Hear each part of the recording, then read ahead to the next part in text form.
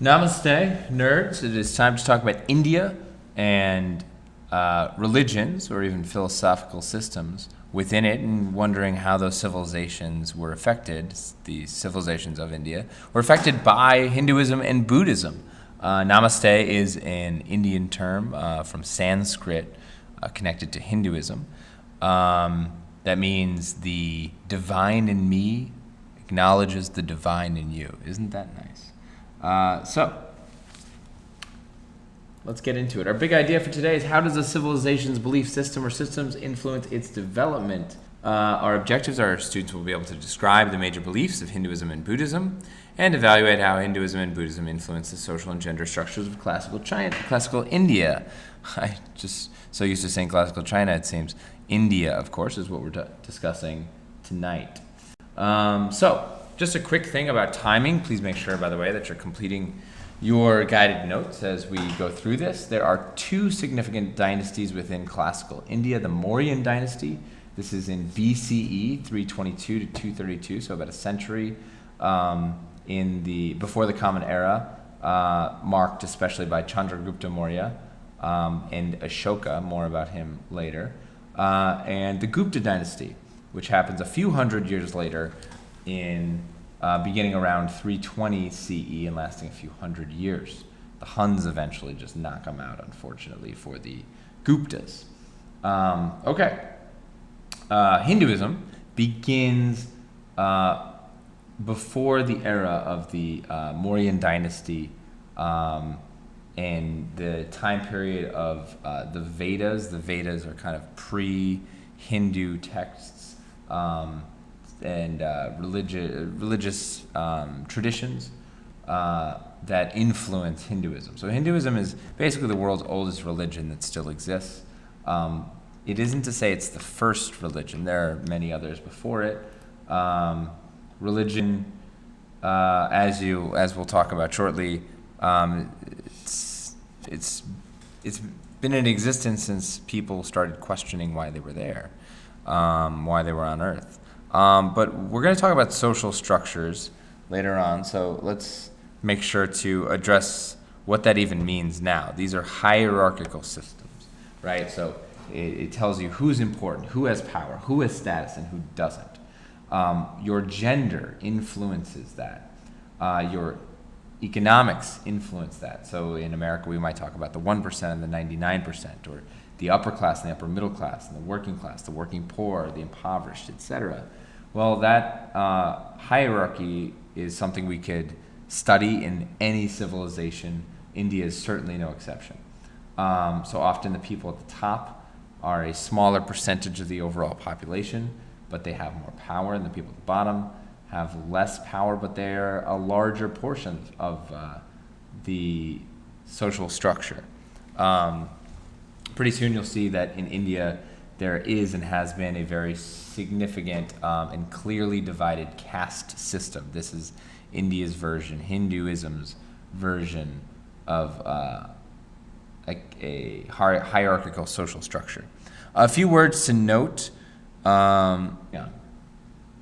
Gender structures. So this is the relationship between men and women. Unfortunately, often women throughout history have had lesser power than men in society, and it's social institutions that enforce this gender disparity, this gender gap. So it can be as unformalized as family structures, and in this case, if we're talking about family society.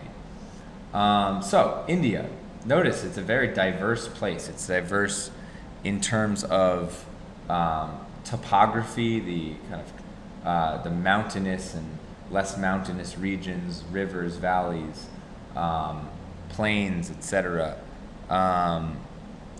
It is in South Asia. We should note this is South Asia. It's a subcontinent, the Indian subcontinent, and as I mentioned, it's diverse in terms of what the land looks like from the Indus River, and I think you're going to have to draw the Indus and the Ganges River, in addition to the Deccan Plateau and all these other regions of India. But it's diverse in how the land looks, but also in who the people are.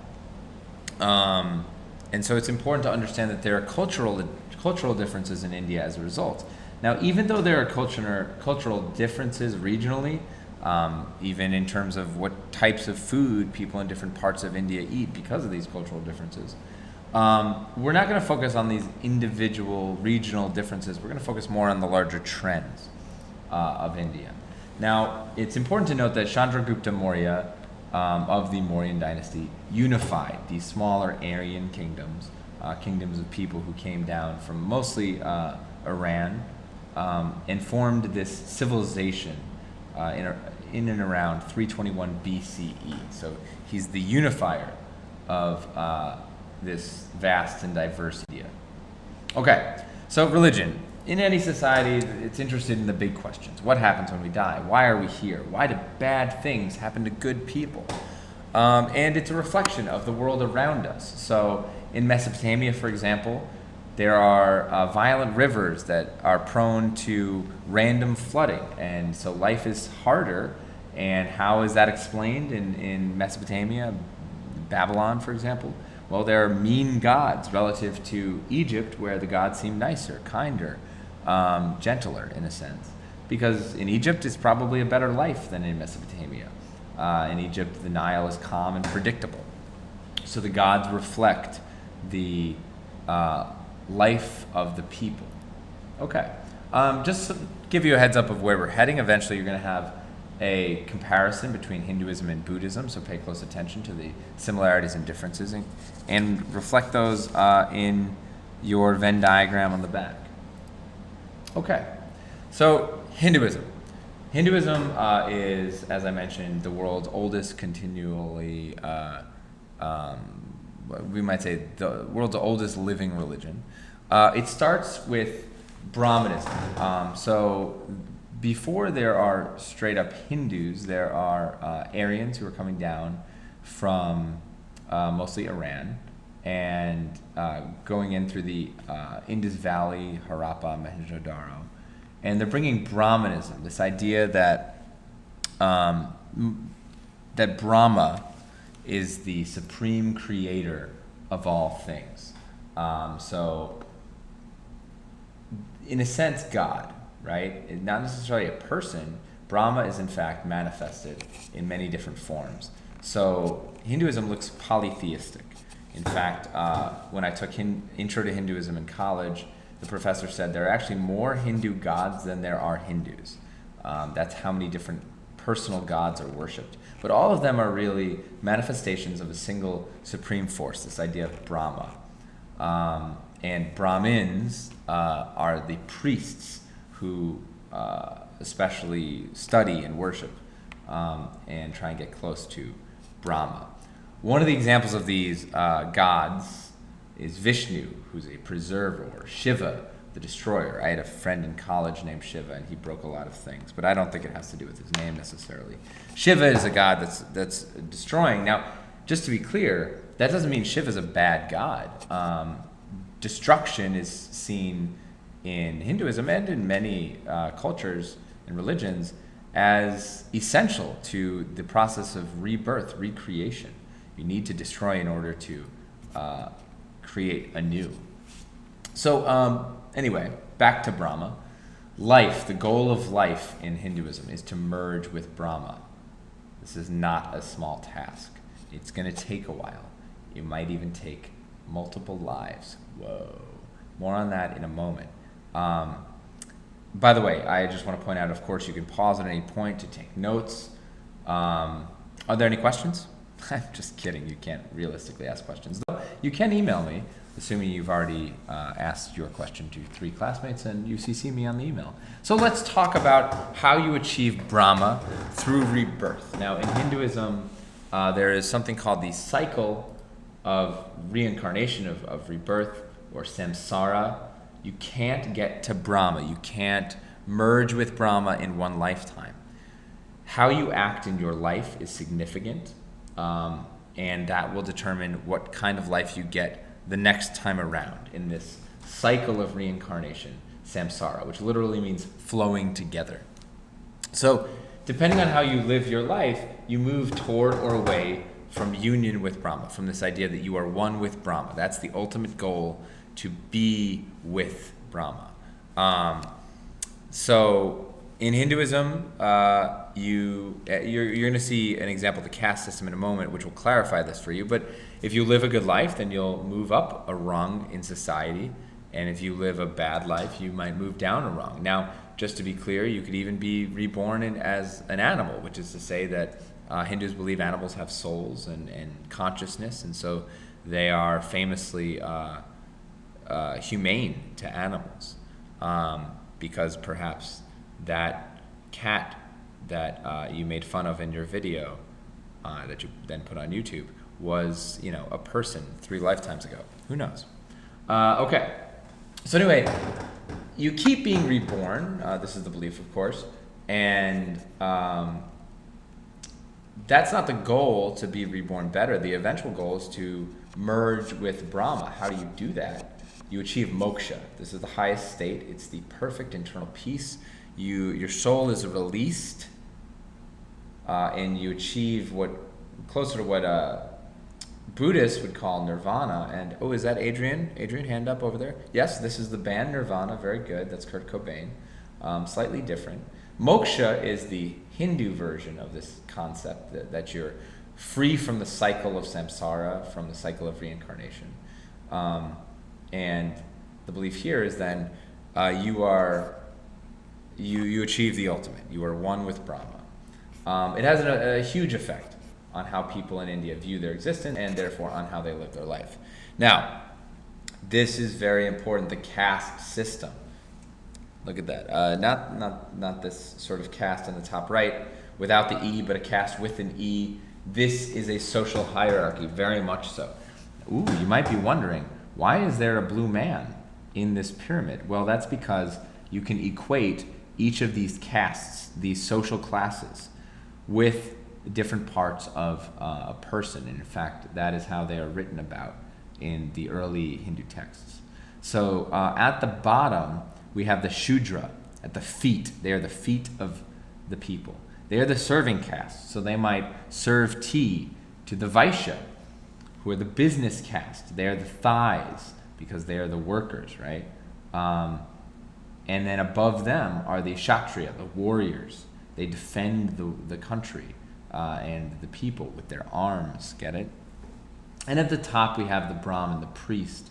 They're the mouth and the brain, the head of this caste system. Now notice on the right side you can see that the Brahmin, it is spelled differently, partially because anytime you translate from one language group to another, you end up with different spelling. So this is true from Russian to English, or Mandarin to English, or in this case, Hindi, or even Sanskrit. These are Indian languages, to English. Sanskrit is the more ancient of them.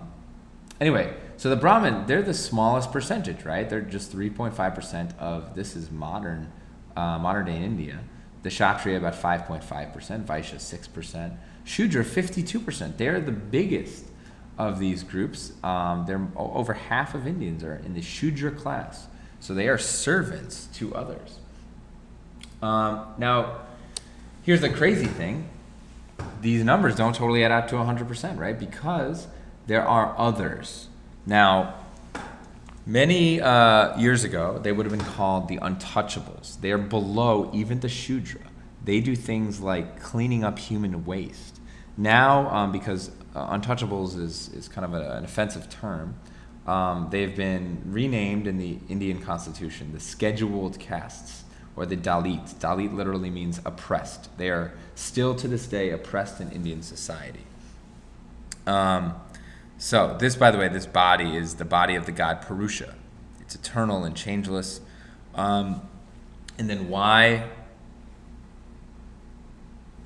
are the Brahmin and the Kshatriya at the top? Well, perhaps that's because the Aryan invaders. Now, I should mention that some historians would argue that the Aryan invasions didn't go down the way that your textbook argues. Part of the point is that there are still interpretations, differences in interpretations and debates in history classrooms.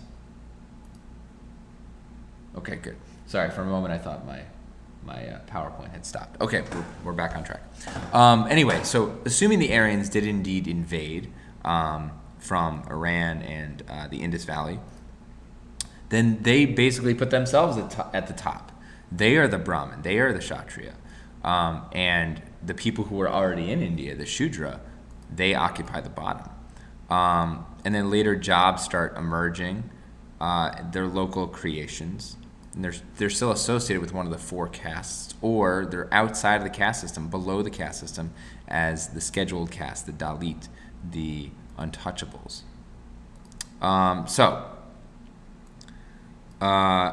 It allows for the exploitation of the poor, of course. It divided the poor so they're less powerful. But it has what some would argue are benefits to society.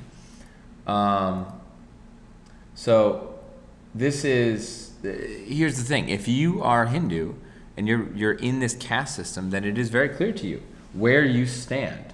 You know where you are in relation to where Brahma is. Remember, you want to merge with Brahma. This is your goal. It's a codified manifestation of this reincarnation cycle of samsara. It's your visible player rank. So you video game nerds out there, this tells you where you stand in relation to moksha, the release of samsara, and the merging with Brahma. So this is your social class. So that's the basic structure of Hinduism and the Hindu caste system. What ends up happening is Buddhism emerges, and the person who creates Buddhism, founds Buddhism, is Siddhartha Gautama. Now, he is a Hindu prince. He's born a Hindu prince in about 5th, 6th century BCE in Nepal. Notice in the just northeast of India. Nepal is a very mountainous region, but he's a Hindu prince. He is extremely wealthy. And what starts him on his path toward Buddhism is he goes under this banyan tree, and he reflects on his life. And he decides that, he comes up with what you're going to learn of the Four Noble Truths and the Eightfold Path. But at the core of it is he rejects his wealth. He wants to search for the meaning of life. And as he's under this tree, reflecting on his life, here's what he finds. Buddhism. The Four Noble Truths. He decides that there are 4 things that are true no matter who you are or where you are or what you do. 1, all life is suffering. 2, suffering is caused by desire. Why do we suffer? Because we want things. But you can be freed from desire. There's some hope. How do you become freed from desire? Step 4, this is the 4th truth. You are freed from desire by following the Eightfold Path. So what's the Eightfold Path, you ask? Well, you had your 4, here's your 8. The Eightfold Path. First, you need right views. You need to see that, yes, indeed, there is a way out. There is a way to achieve nirvana, to break free from the cycle of want, of desire. You have to see that is true, and then you need to aspire. You have right aspirations. You need to have the right attitude, and not want things, but want to move away from desire.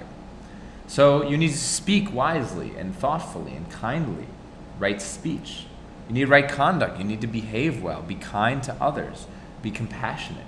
You need right livelihood. You need to, if you do these things, then you'll have lived a good life, and that's part of the goal, to be thoughtful and kind and compassionate.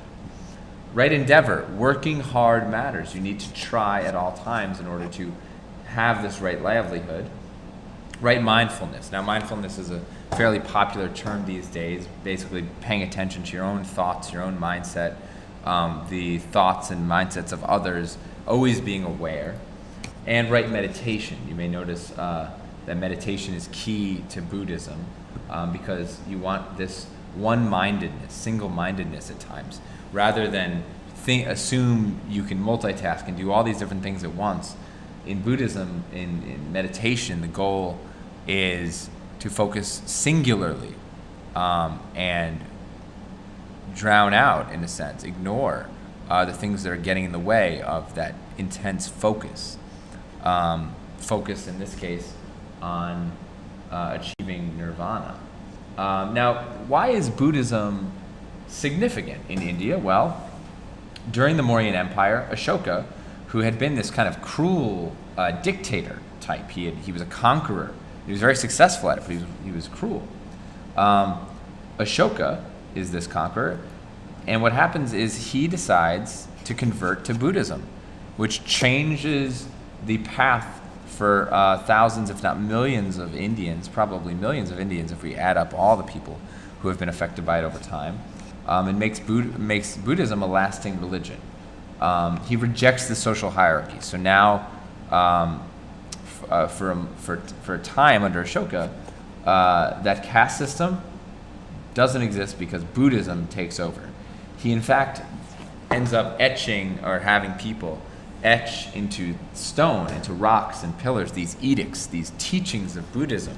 Here's an example of what one looks like, and they are stored and placed throughout India and Pakistan and Afghanistan, the Mauryan kingdom, so that people can learn about Buddhism and learn how to act well, how to follow the eightfold path and understand the Four Noble Truths.